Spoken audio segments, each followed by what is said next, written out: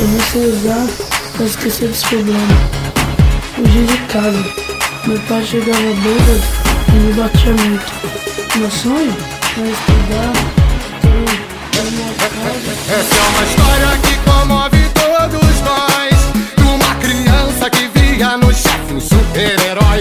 Idolatrava o poder, ele adorava o respeito. Dizia: quando eu crescer, vou ser daquele jeito. Só via carro de luz, só motão 1100. E seus olhos brilhavam naquilo que o convém. E a fama, mulher, ó quanto ouro ele tem. Quando eu crescer, eu quero ser assim também. Já era parte do bonde e afinal era o cria. E os mandamentos do crime o menor já sabia. Era um soldado valente, seja de noite ou de dia. Da comissão de frente, da mesma hierarquia. Muita garra e coragem, com fé em Deus. Foi passando de fase, aquele menor cresceu. E guardado em memória, ouvi o chefe falar: quando eu morrer, aí vem outro em meu lugar. E logo pela manhã, a bala comeu. Viu o seu patrão cair, rastou e socorreu.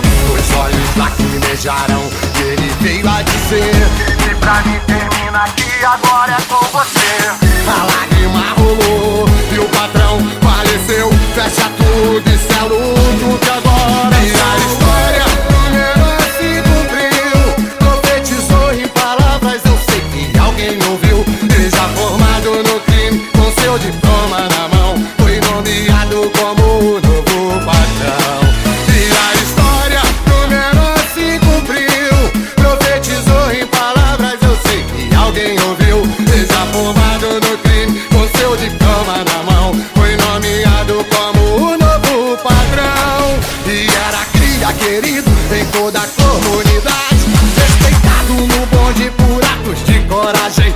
E numa reflexão foi que ele viu a verdade. E as paredes fechadas só lhe diziam saudade. Já sabia, já sentia que era o fim de uma história. E morrer como um homem seria honra e glória. E numa operação, em uma curta distância, ali termina o sonho daquela criança.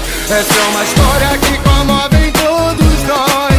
De uma criança que via no chefe um super-herói. Idolatrava o poder, ele adorava o respeito. Dizia: quando eu crescer, vou ser daquele jeito. Só via carro de luz, só motão 1100. E seus olhos brilhavam naquilo que o convém. E a fama, mulher, ó quanto ouro ele tem. Quando eu crescer, eu quero ser assim também.